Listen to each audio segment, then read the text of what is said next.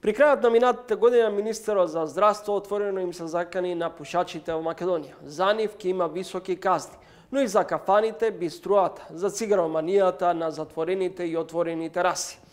Паралелно нагло се зголеми и цената на цигарите. Зошто пушиме? Традиција, навика, страст, ефтини цигари. Државата е прва по бројот на зависници од цигарите, но истовремено и со најниски цени за една кутија. Додека во Македонија можете да купите штека од повисоките цигари за 25 евра. Во Европа таа изнесува 4 до 5 пати поскапа.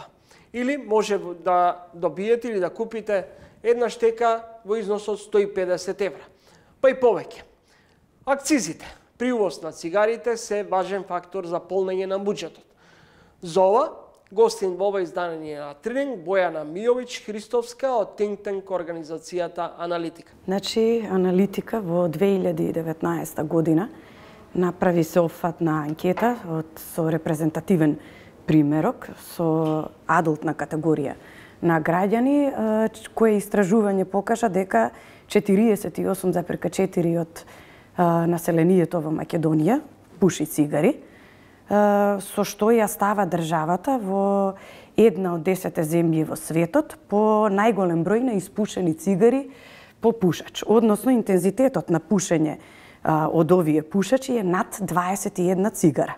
Околу 50% од населението се консуматори на тутун, зошто сме страстни пушачи и уште еден поразителен можеби податок е дека речиси секој пети ученик до 15 години е зависник од цигари. Ова се податоци кои што навистина се алармантни. Дополнително, ако ги земаме во предвид резултатите од истражувањето со млади лица од 13 до 15 години, чие истражување покажа дека 12,5% од младината конзумира цигари. А просечна возраст на започнување, односно иницијација со пушење, е 13,5 години. Просечна цена на цигари се движи некаде околу од 1,8 до 2,25 долари по кутија, додека во ЕУ просечната цена е 5,3 долари по кутија. Ова ги прави цигарите во Македонија многу достапни. Како да се дестимулира зависноста од цигарите? Дали можеби со сет на мерки во најмала рака со покачување на цената на цигарите? Така е, значи една од мерките со кои што може да се влие дестимулативно врз пушењето и намалување на преваленцата, секако е цената, преку зголемување на акцизата. Токму и затоа во едно од нашите истражувања укажуваме согласно моделите и пресметките кои што ги добивме дека потребно е зголемување на акцизата. Едно оптимално сценарио кој го издвоивме е зголемување на акцизата за 30%, со што би се слеале дополнителни 265 милиони евра во буџетот на државата.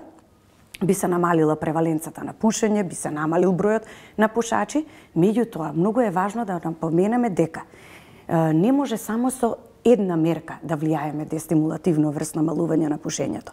Потребен е сет на мерки во полето на контрола на тутунот. Значи, една од мерките кои што дава ефект и кои што нашето истражување го покажа е дека воведувањето на Законот за заштита од пушење во 2010 прилично многу ја намалило потрошувачката на цигари. Значи, ова е втората мерка преку која треба да се влие за намалување на пушење. Потоа препознавање на електронските цигари, новите тутунски производи, како производи чија употреба треба да се забрани во јавни затворени простори. После нафтата, цигарите најмногу допринесуваат за полнење на буџетот, имајќи во предвид и високата цена на акцизата. Она што се наметнува како прашање, колкав процент од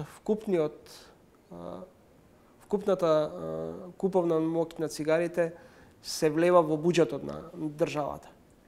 Значи, акцизите се втор по големина приход во буџетот на државата. Конкретно акцизите од тутунски производи придонесуваат со 50% во вкупните акцизи. Потоа доаѓа акциза на нафтени деривати со 40 до 45% и незначителни 5% отпаѓаат на акциза на алкохол. Значи во 2022 се слеале негде околу 400 милиони евра во државниот буџет од акциза на тутунски производи. Колку треба да се зголеми во најмала рака цената на цигарите за да биде една од причините, дел од таа висока се уште стапка на граѓани кои пушат цигари да опадне? Значи, сценаријата кои што ги направивме предвидуваат различни модели на зголемување. Едно предвидува 10%, едно 30%, другото 50%. Доколку сакаме да имаме соодветни фискални и здравствени ефекти, потребно е малку поголемо зголемување на акцизата. Еве да речеме, нашиот модел од 30% дава добри фискални резултати и здравствени придобивки. Што значи тоа? Дека со зголемување на 30% на акцизата би се намалиле смртни случаи кои што се препишуваат на конзумирање тутун за 7.000 годишно. Би го намалиле бројот на пушачи за 25.000. Секако за поздравување се чекорите на Министерството за финансии, со што постави нов акцизен календар, со што треба до 2030 да се усогласиме со минималната акциза пропишана од Европската Унија. Како очекувате собранието, например, во најмала рака да ви излезе во пресред во однос на вашите сугестии, барања и така натаму, кога јас себе неодамна бев во законодавниот дом, каде не се почитуваат законите кои пред неколку години беа донесени. Законот кој беше донесен во собранието за забрана за пушење во затворен простор. Затоа и напоменуваме дека имаме законска регулатива, она што недостасува е имплементација во пракса. Да се засилат механизмите на контрола на примена на законот. Значи, законот постои, беше воведен строга забрана за пушење во 2010-та, законот ги даде неговите ефекти од 2018-та, кога се релаксираше забраната и кога се дозволи во еден ограничен простор во рестораните и кафетериите да се пуши, тогаш веќе почнуваат да се олабавуваат критериумите и малтене сите граѓани забележуваме дека во голем број на ресторани и кафетерии се пуши во сите простори. Дали ни се заканува пат на тутунопроизводството, имајќи во предвид дека само со извоз на тутун имаме прилив од најмалку 150 милиони евра. Од 2016 наваму опаѓа производството на тутун, опаѓа површина во хектари засејана со тутун, опаѓаат тутунопроизводителите, така што